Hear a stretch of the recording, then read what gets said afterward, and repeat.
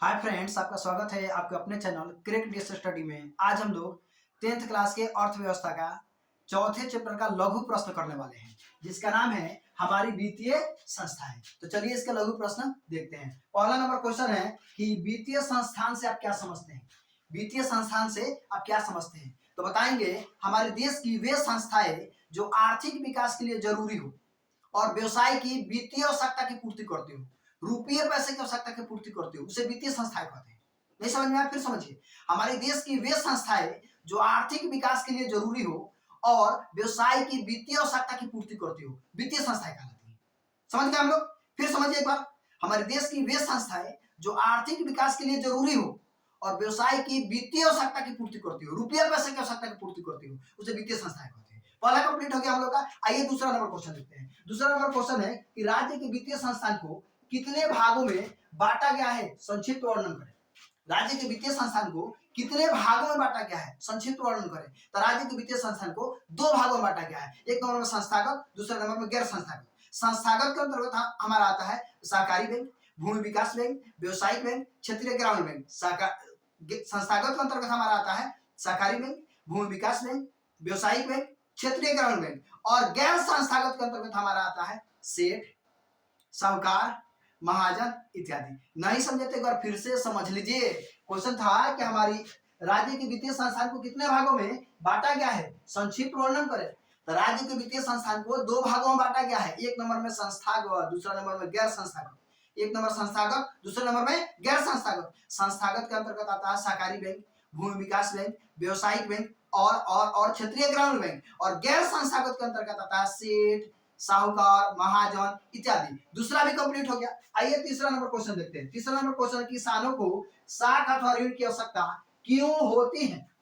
किसानों को साख अथवा ऋण की आवश्यकता क्यों होती है? तो हम जानते हैं कि किसानों के पास मुद्रा की कमी होती है, जिसके कारण वे आर्थिक रूप से गरीब होते हैं। हम जानते हैं किसानों के पास मुद्रा की कमी होती है, जिसके कारण वे आर्थिक रूप से गरीब होते हैं। किसानों को खेती की जुताई के लिए, बीज के लिए, सिंचाई के लिए मुद्रा की आवश्यकता होती है, इसीलिए किसानों को साख अथवा ऋण की आवश्यकता होती है। फिर से समझिए, हम जानते हैं किसानों के पास मुद्रा की कमी होती है, जिसके कारण वे आर्थिक रूप से गरीब होते हैं। किसानों को खेती के लिए, जुताई के लिए, बीज के लिए मुद्रा की कमी होती है, जिसके कारण उन्हें साख अथवा ऋण की आवश्यकता होती है।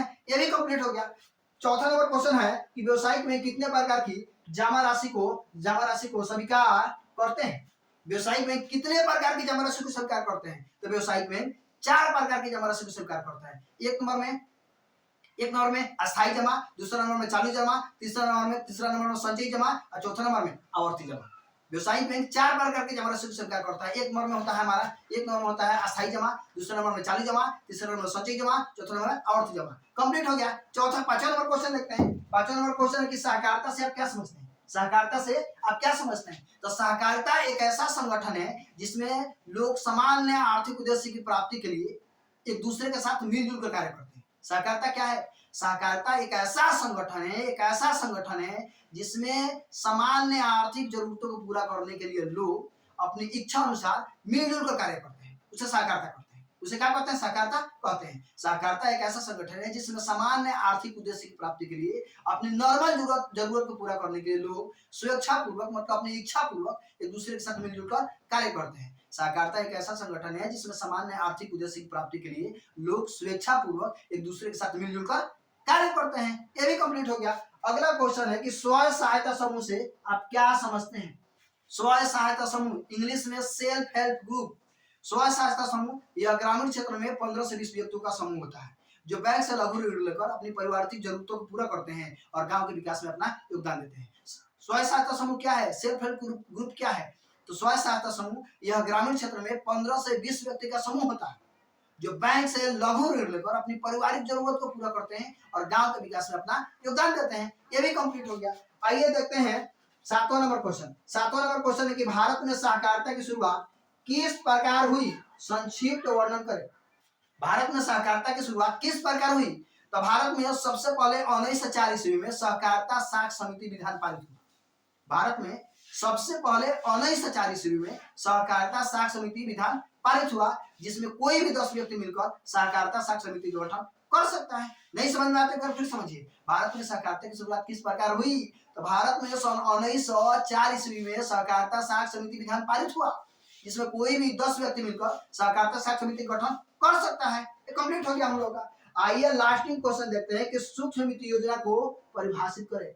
सूक्ष्म वित्त योजना को परिभाषित करें तो सूक्ष्म वित्त योजना के द्वारा गांव और जिलों के गरीब परिवारों को जोड़कर स्वयं सहायता समूह से, सूक्ष्म वित्त योजना के द्वारा गांव और जिलों के गरीब परिवारों को स्वयं सहायता समूह से जोड़कर कर्ज दिया जाता है। सूक्ष्म वित्त योजना सूक्ष्म वित्त योजना के द्वारा गांव और जिलों के गरीब परिवारों को स्वयं सहायता समूह से जोड़कर क्या किया जाता है?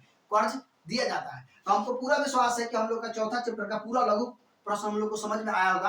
अगले वीडियो में 5वां चैप्टर लेकर आ रहे हैं। वीडियो देखने के लिए थैंक यू।